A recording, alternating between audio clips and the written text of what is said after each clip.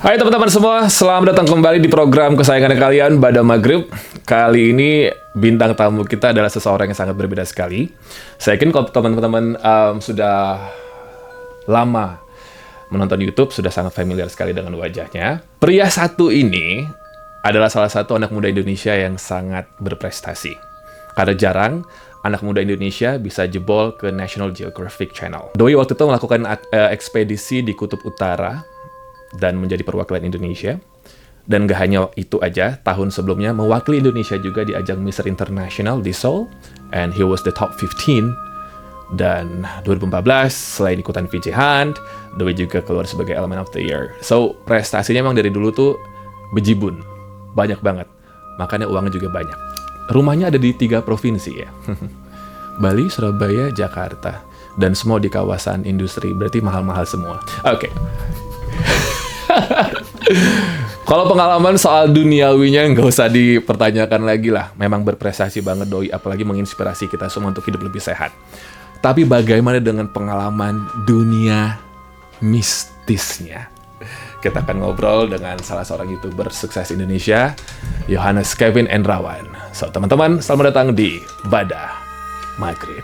Gelapkan lampunya.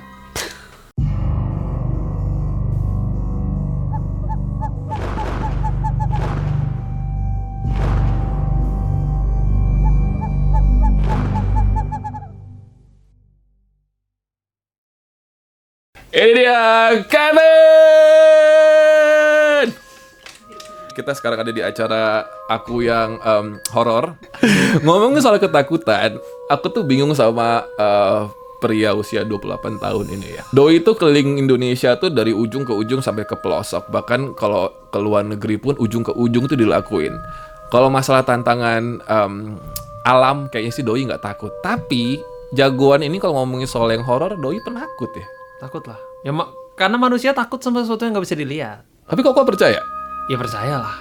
Kan gue lahir di Jawa. Keluarga percaya berarti? Percaya. Pernah ada pengalaman kalau misalkan dulu kecil? Oh, bukan kecil malah, pas keliling Indonesia. Nah ya ada. itu, mau dong kok. Ya, ceritain okay. Boleh. Cerita nih ya, panjang nih. Gak apa-apa.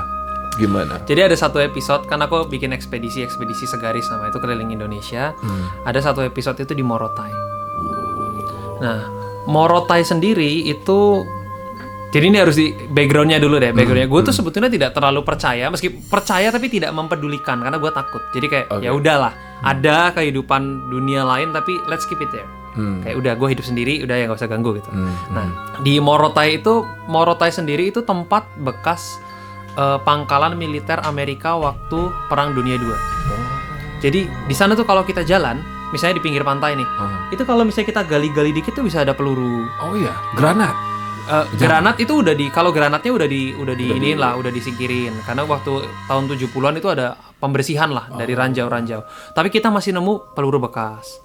Kalau enggak kita nemu Coca-Cola botolnya tapi dari tahun 1920, 1930. Serius? Itu ada. Itu masih ada. Dan kalau misalnya ada tour guide-nya di situ tuh bisa nganterin kita ke tempat-tempat yang masih ada peninggalannya. Nggak boleh diambil tapi itu. Nggak boleh diambil. Okay. Itu kan jadi bagian treasure lah. Okay. Jadi emang tempat itu sendiri pantainya bagus banget. Cuman memang punya nilai sejarah. Biasanya kalau ada nilai sejarah kan pastinya ada peninggalan-peninggalannya lah. Nah, di situ juga kepercayaan masyarakat sekitar ada suku namanya adalah suku Moro. Jadi Morotai, ini ada suku Moro yang mana dia itu dipercaya sama warga sekitar punya kehidupan yang persis seperti kita, peradaban seperti ini, tapi kita nggak bisa lihat. Mereka ada tribe sendiri tapi secara gaib. Iya, jadi ada di situ tuh ada, gue merinding. Ada kota yang kita tidak bisa lihat dan kota itu tuh maju. Itu kepercayaan udah dari lama banget dan beberapa penduduk suku Moro ini ada yang bisa menunjukkan dirinya. Kalau sampai orang ini ketemu langsung bertatap muka dengan penduduk suku Moro, kita itu nggak bisa ngomong. Kita itu langsung kayak freeze. Jadi kita bisa berkegiatan tapi mulut kita nggak bisa berbicara. Dan suku itu memang tidak terlihat. Dan di sana itu punya peradaban. Bahkan waktu itu, ini cerita dari masyarakat lokal ya yang di situ ya. Jadi Morotai itu kan di Maluku. Di situ itu kan perbatasan Indonesia lah, bagian utara. Jadi kadang ada militer Indonesia yang patroli di situ gitu. Oke. Nah, pernah waktu itu satu kapal induk Indonesia itu melihat ada kapal induk lain. Bener-bener itu kapal wujudnya fisik dan bukan yang ditampaki itu bukan cuma satu orang, tapi seluruh armada ataupun personel militer di kapal Indonesia itu lihat legit beneran ada kapal perang gitu. Oke. Dan kapalnya tua. Enggak, Kapalnya kapal perang modern dan modern. persis seperti yang Indonesia punya. Tapi di radar itu tidak terdeteksi dan di komunikasi juga nggak bisa. Wow. Nah, menurut suku lokal itu suku Moro punya peradaban gitu. Semaju itu. Dan di sana itu ada kotanya dan ada beberapa orang di Morotai yang memang bahkan bisa menikah dan bahkan dibawa ke kota tersebut. Jadi ini agak berbeda dengan aku nggak ngerti sih personally ini adalah legenda atau cerita rakyat atau apa, tapi itu memang masyarakat di situ sangat meyakini itu. Sangat percaya dan memang ya mereka hidup berdampingan. ada tanda yang ditunjukkan ke Kokoh, mungkin ke salah satu Kokoh, mungkin dari bukti atau apa gitu dari mereka. Nah, malamnya ini siangnya diceritain begitu sama tour guide. Percaya nggak percaya ya udahlah. Ya. Terus kegiatan syuting waktu itu divingnya tuh lihat puing-puing bekas perang. Ya. Terus nyampe di situ hotelnya kan kayak bungalow gitu loh di pinggir laut. Tidurlah, gue tidur. Malam-malam itu kayak setengah kebangun. Jadi gue tuh kalau tidur selalu kayak nutup mata tapi agak ada bagian yang nggak kelihatan gitu loh. Oke. Pas lagi tidur, ada orang masuk pakai celana panjang, pakai kaos hitam. Mukanya gue nggak bisa lihat, gue nggak bisa ngomong. Ini gue merinding lagi cerita gini. Terus ngedeket, jadi gue tidur di tempat tidur di sini nih. Orangnya ini mendekat ke sini, terus tangannya kayak diangkat gitu. Gue tuh waktu itu bukan takut. Gue pertama kali takutnya tuh bukan takut karena ini makhluk astral atau legenda atau apa. Lu takut dibunuh? Iya, gue takut dibunuh atau barang-barang gue mau dicuri. Oke. Jadi gue tuh sangat meyakini gue tuh mau dipukul. Oke. Tapi setelah begini, dia cuma begini doang, habis itu jalan lagi. Sampai kaki. Iya, jalan lagi dan itu tuh gue bener-bener melihat karena ini bentuknya tuh manusia, bener pakai celana jeans, pakai kaos polos basic. Lu tutup, lu kunci pintu. Dikunci. Jadi gue waktu itu mau berusaha untuk mengamankan barang gue, tapi gue posisinya kayak ketindihan, tau nggak? Gue nggak bisa bangun. Oke, paham. Itu tuh gue mau teriak nggak bisa, mau minta tolong juga nggak bisa. Tapi gue melihat ada orang bener-bener jalan santai, bukan jalan seperti melayang gitu, jalan bener-bener jalan, cuma gue nggak bisa lihat mukanya. Terus dari arah tempat tidur gue, terus dia ke arah kamar mandi. Jadi kamar mandi itu di sisi kanan. Jalan gini, di situ ada jendela. Jendela dia nembus hilang. Di situ gue baru takut. Wah, ternyata yang gue lihat ini bukan orang gitu. Gue langsung teleponin produser gue telepon, tolongin gimana nih? Nggak bisa ngomong apa-apa juga. Itu pertama kalinya lo ngeliat makhluk halus? Iya. Dan gue posisinya nggak percaya apakah gue mungkin pada saat itu mimpi, gue juga nggak ngerti. Gue masih meyakinkan diri gue sampai sekarang, ya mungkin itu kecapean syuting lah. Tapi gue melihat bener-bener. Berarti itu tanda-tandanya kayak misalkan kalau orang lagi mau lagi bertemu sama suku tadi itu ya kok, suku Moro itu ya, lu nggak bisa bergerak, nggak bisa berbicara. Nggak bisa. Lu Tapi cuma gue tahu lihat. mereka ada. Tapi gue lihat. Tapi sebenarnya legenda atau mungkin cerita yang Koko barusan tadi bilang itu, ini satu garis, satu halaman lah dengan apa yang Mbah Dimas pernah ceritakan di kemarin aku sempat interview salah satu paranormal terkenal Indonesia. Jadi segitiga bermudanya Indonesia itu memang beneran ada kok, antara dari Laut Maluku ke Sumba sampai ke antara Jawa dan Sulawesi. Dan di situ terkenal memang ada kerajaan-kerajaan gaib yang memang hidup di situ dan modern. Gitu. Jadi apa yang Koko tadi ceritakan sebenarnya satu linear dengan apa yang dilihat oleh para paranormal, dan segitiga bermuda Indonesia itu memang beneran ada, dan ada makhluk-makhluk yang gede-gede ajaib kayak gurita tapi segede gaban, gede banget gitu, dan mereka memang mengejar kapal biasanya. Dan itu saksinya bukan dari paranormal atau apa yang ngeliat langsung, tapi juga dari nahkoda sama dari kapten-kapten kapal itu ngelihat. Gitu. Jadi jangan-jangan yang di peta-peta di zaman kuno tuh beneran ada gurita gede gitu ya? Iya, itu beneran ada sebenarnya. Terkadang gini, kita mikir kalau misalkan ada cerita kayak Putri Duyung gitu kan ya, kayaknya nggak mungkin sekedar terlahir sebagai dongeng doang, pasti ada saksi kan kok. Iya. Pasti ada yang pernah melihat kan, sehingga turun-temurun diceritakan seperti itu gitu kan ya. Jadi aku pikir sih memang beneran ada, dan itu pengalaman pertama. Ada yang lain kok. Besoknya gimana? Apa kata orang-orang? Ya pada saat gue menceritakan itu ya tour guide juga nggak mau mengkonfirmasi apa-apa. Cuman gue juga berusaha meyakinkan diri gue sendiri bahwa enggak, itu gue mimpi doang lah. It's okay. Kayak berusaha untuk melupakan. Karena kalau enggak jadi takut lagi. Karena malamnya masih hidup di situ lagi. Untungnya nggak ada apa-apa. Tapi gila sih, kita di mana kita berpijak di situ harus kita junjung tuh kok. Bener, tapi pada saat itu Apapun pun gue tidak menyalahi aturan apa-apa loh. Memang Iya. memang ditampaki saja. Gue nggak ngambil barang Ya, sesuatu. Gue juga tidak, pada saat gue diving gue juga nggak merusak Nggak merusak apa-apa. apapun. Nggak. Itu pun udah kayak permisi dulu, permisi banget. Karena gue udah dikasih tahu itu, jadi gue takut kan. Apa-apa permisi gitu. Aku pernah ke Ambon kok. Waktu itu aku lupa. Jadi sebelum ke Pantai Ora, Ya. kita ke kampungnya dulu gitu. Maghrib itu kita harus pulang. Itu Kalau nggak memang iya, kalau nggak bisa hilang. Oh ya? Dan itu kata orang-orang di sana, orang-orang suku. Aku lupa di Ambon apa di mana ya kok ya. Tapi kayaknya sih di Ambon deh waktu itu, di Maluku ya. Iya. Jadi dikasih taunya kalau maghrib, jadi kita masih ada di satu kampung, kita harus balik ke kayak rumah, cottage-nya kita, rumahnya kita gitu. Kalau nggak kita akan hilang sih. Gitu. Dan kita dimanapun kita berada, misalkan yang suka traveling, memang harus kita junjung apapun peraturannya, sarannya. Ya gitu benar. Jangan sengaja dan jangan malah ngelawan, sengaja gitu loh. Itu jangan. Dan kayak gitu kan biasanya legenda di Indonesia kan lekat juga sama budaya kan. Jadi ya kita harus benar-benar menghormati sih. Patuhi benar. Selain itu lo ada kok kalau misalkan di Sumatera bagian barat gitu-gitu lo pengalaman? Lebih ke enggak sih, karena sepanjang ekspedisi ini puji Tuhan diberkati sekali. Jadi kayak misalnya hujan tiba-tiba terang pas mau syuting. Jadi yang kayak gitu sih dipermudah. Cuman satu itu kejadian di situ aja. Sama udah sih yang bener-bener ditampaki itu. Kalau cuma merinding doang, karena gue nih mungkin lu takut, ya bener. mungkin pernah mengalami, tapi gue berusaha kayak enggak. Enggak. Itu cuman iya. kayak gue berusaha untuk menalar itu gitu loh. Sama Jadi, kayak gue. kayak gitu juga. Kalau misalkan kayak abis syuting atau apapun itu kayak ada gangguan, gue cuman kayak berpikir logis aja. Enggak. Karena terkadang kok kayak misalkan contohnya aktor atau aktris, mereka terlalu into sama karakter mereka dalam film, dibawa pulang ke rumah bisa gila kan. Ya. Lu bayangin gue bertahun-tahun syutingnya sama para paranormal, klinik-klinikan gitu. Kalau gue bawa ke rumah rasa takut itu, gue bisa gila juga. Walaupun gangguan-gangguan tuh sering banget kok. Jadi gue pernah di gedung PKI di Salemba situ. Gue syuting dan seumur hidup gue baru sekali dengar suara perempuan rintihan kesakitan tuh kayak apaan.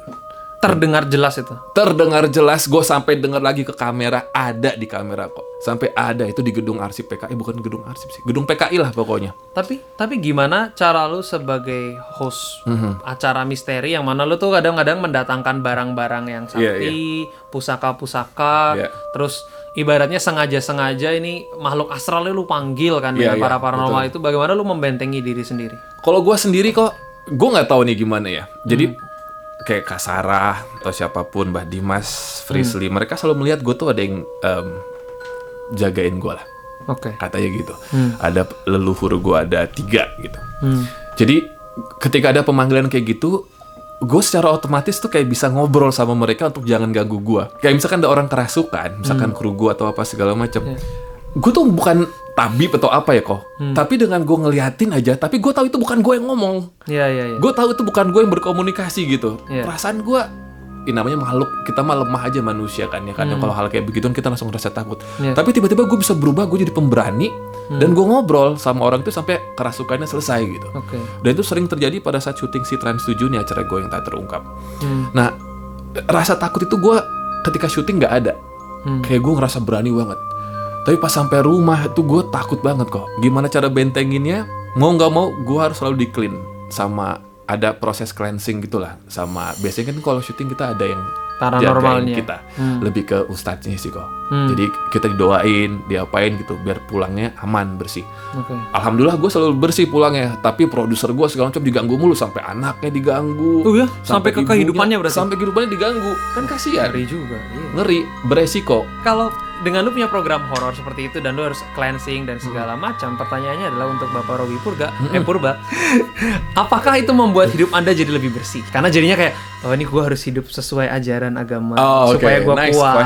Nice questions. Yang pertama, kalau bersih atau enggak itu tergantung kesurupannya ya kok ya.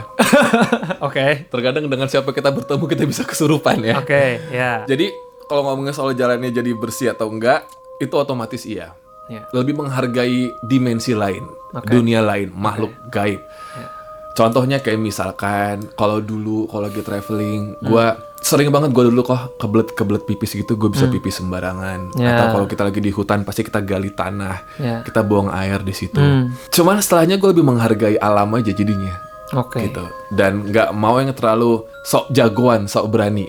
Oke. Gue pernah di apartemen baru pindah itu udah item lewat sekali banget gitu ya kok. Dan itu bener-bener gue kira gue doang. Gue tanya temen gue yang lagi ada di unit, lo lihat nggak barusan?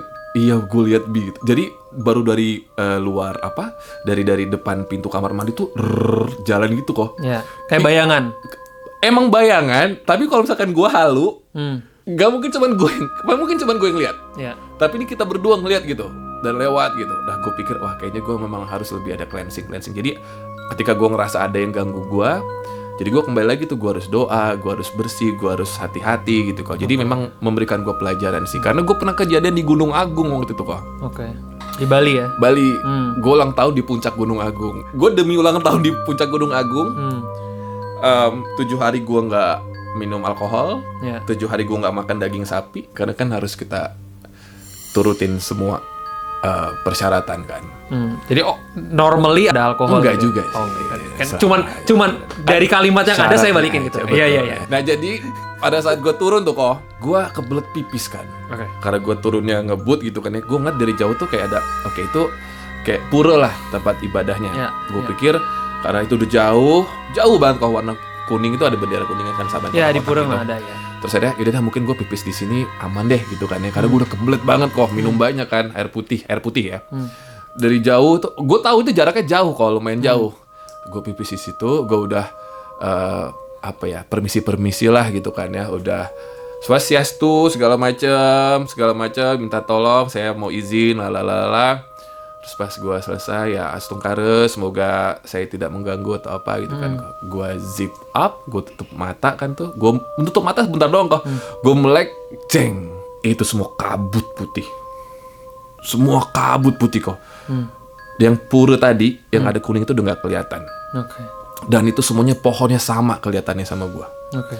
Tuh gue udah nggak ngerti lagi, gue bakal tersesat nih gitu, gue bakal mati di sini. Kalau misalkan gue jalan selangkah aja, mungkin depan gue udah jurang tuh kok. Gue udah pokoknya minta maaf kalau emang ngotorin atau apa. Padahal gue tahu jaraknya jauh banget kok dari tempat suci gitu, dari area suci.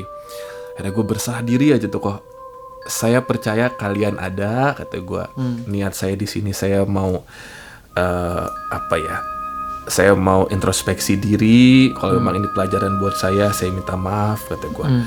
Akhirnya gue udah minta maaf kayak gitu, gue melek, tuh kembali normal lagi semua kok. Dan itu pengalaman pertama kali gue, karena gue sering naik gunung, gue baru sekali memang itu gue pipis kok. Dengan segala perhitungan yang udah menurut gue bener ya. Tapi ternyata gue masih dikasih pelajaran gitu. Nah semenjak itu gue tahu kalau yang gaib-gaib itu kalau misalkan kita senggol ya mereka mungkin bisa ganggu kita juga gitu. Bener. Itu pernah kejadian juga kan, gue kan rumah gue di Bali. Jadi ada kepercayaan orang Bali kalau misalnya ada pura itu kayaknya radius 1,5 kilometer tuh nggak boleh ada kegiatan apa-apa. Jadi radiusnya emang jauh banget. Gue tuh pernah syuting nerbangin drone di Uluwatu. Puranya tuh jauh banget. Ini tuh lebih jauh dari 1,5 kilo lah. Mungkin gue kayak 5 kilo dari puranya, tempat sucinya. Jauh banget. Bahkan even di kamera tuh nggak kelihatan ada puranya gitu. Dan gue memang gue sudah tahu gue tidak berani juga nge-shoot puranya. Jadi gue lawannya. Gue terbangin drone-nya tuh nabrak sesuatu yang nggak kelihatan. Nah ini gue baru ingat lagi. Serius? Jadi drone tuh kan ada sensornya. Kalau ada tembok dia berhenti kan. Dia nggak bisa digerakin lagi. Ini ke kanan berarti kan arah mendekati puranya meskipun jauh ya 5 kilo. Itu tuh kayak nabrak tuh, mental lagi. Itu kita ngomong teknologi padahal ya. Itu kayak ada tembok yang nggak bisa lihat. Drone-nya tuh nggak bisa. Drone-nya nggak bisa nembus. Balik lagi kan. Terus gue kayak oh ya mungkin sensornya error. Gue muter-muter ke tempat lain. Udah kayak gitu. Udah ya selesai nih syuting gak ada apa-apa. Selesai terus kita makan malam, mobil diparkir di pinggir jalan. Oke. Baru pesen makanan belum datang, mobil itu ditabrak. Duar. Keras banget sampai pelek sama as rodanya itu bengkok. Lucunya ada yang nabrak itu orang bule. Yang karena alasannya itu karena setengah mabuk nyetirnya. Rumahnya bule itu di tempat gue nerbangin drone. Itu gue juga tidak bisa menjelaskan gimana ceritanya. Dilihat KTP-nya, dicek rumahnya di situ. Di area situ, di kompleks itu. Di kompleks itu. Tempat di mana drone-nya take off. Itu jadi kayak bukan mistis yang gue lihat, tapi itu kejadiannya begitu tuh. Dan itu wah, kayak kita begitu lihat rumah si bulenya juga kayak bengong loh. Kok di sini? Lu pernah dikasih kayak souvenir gitu nggak sih kok kalau keliling Indonesia gitu yang lu bawa pulang ke rumah, entah rumah lu di Surabaya atau di Bali, Jakarta? Tim gue ada beberapa yang beli seperti itu, tapi kalau gue pribadi karena gue takut dan gue mengerti biasanya itu ada mungkin bisa ada possibility untuk ada apa ya yang tinggal di situ, gue memang takut.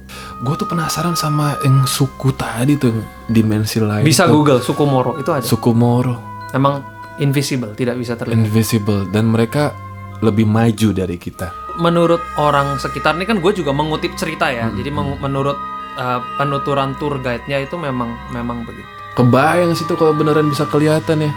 Sama ini juga di NTT itu ada kampung namanya Wairebo. Oke. Wairebo itu yang kayak yang rumahnya kayak segitiga-segitiga. Iya betul. gitu. Ada cerita apa sih tuh? Nah, di situ itu juga percaya kalau mau di sana kan sukunya masih pedalaman lah. Iya. Jadi nggak ada alat berat, nggak ada bulldozer, nggak ada segala macam. Bangun rumah itu semuanya manual. Jadi memang kayu digotong dan segala macam itu dari kayu pohon gede banget tuh diangkat aja sama warga sampai dipotong-potong jadi rumah. Sedangkan di situ itu cuma ada 6 kepala keluarga. Oke. Berarti kan cowoknya nggak banyak lah, cuman hitungan belasan gitu.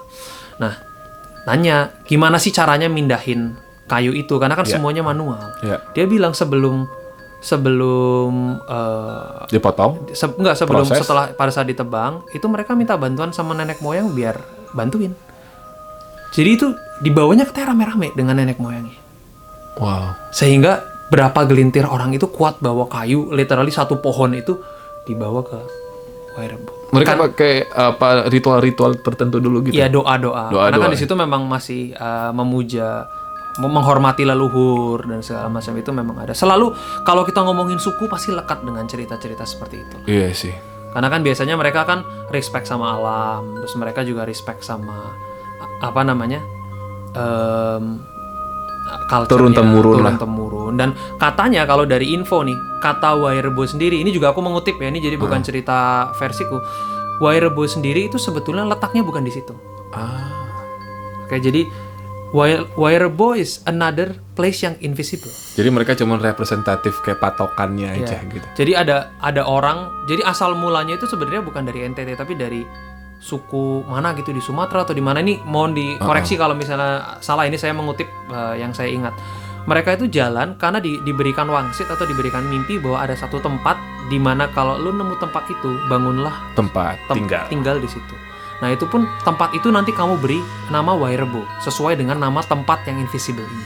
Sementara penduduk aslinya di situ adalah turun-temurun dari Wairebo asli ini. Iya, yang di mimpinya itu memang Wairebo itu adalah sebuah kota yang kita nggak bisa lihat. Nah, orang ini meyakini titik Wairebo adalah di situ. Dia bangunlah. Tapi kata Wairebo sendiri adalah sebuah kota di seputar situ yang kita tidak tahu di mana. Aku punya pertanyaan deh kok. Ini seru mungkin karena Koko kan lo diving gitu ya. Lo keliling dunia, keliling Indonesia. Kalau ngomongin soal Atlantis sendiri katanya di bawah Indonesia. Katanya ya. Ini kan konspirasi apa teori-teori gitulah ya. Kalau pengalaman lo gimana kok? Nggak tahu sih. Nggak pernah menemui seperti itu. Cuman bener kalau misalnya ada apa peta-peta, kalau kita lihat dulu. peta Eropa kuno kan selalu ada, kalau kita lihat peta Eropa kuno yang masih dilukis itu selalu ada makhluk-makhluk yang muncul di lautnya. Ajaib-ajaib.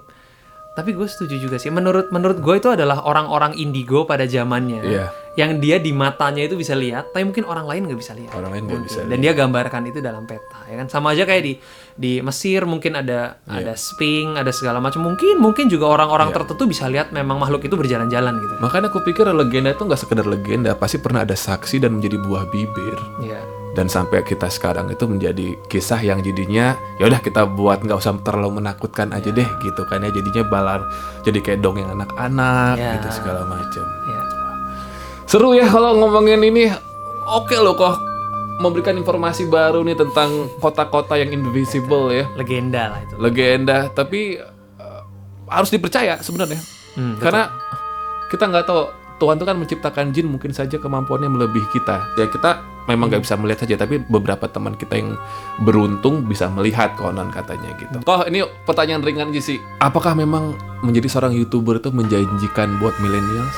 Itu aja pertanyaan gue. Maksud gue dari pertanyaan yang singkat gue, tolong dijelasin kalau memang menjanjikan kenapa. Oke. Kalau misalkan menurut Koko seharusnya milenial sekarang kejar mimpi yang lain atau apa? Silakan. Oke.